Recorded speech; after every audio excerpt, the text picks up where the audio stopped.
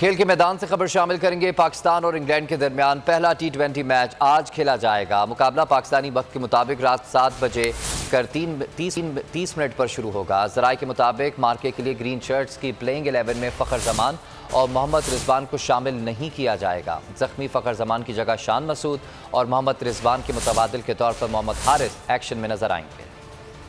मैं हूं इमरान रियाज खान। अब आप मुझे देख पाएंगे सिर्फ बोल न्यूज़ पर।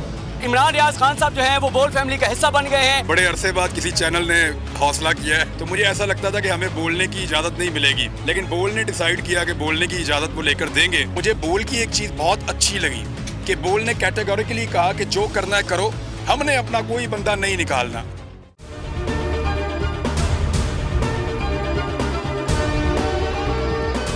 सबसे ज्यादा व्यूज, सबसे ज्यादा रील्स और सबसे ज्यादा रेटिंग के साथ बोल अब भी नंबर 1 पोजीशन पर बरकरार।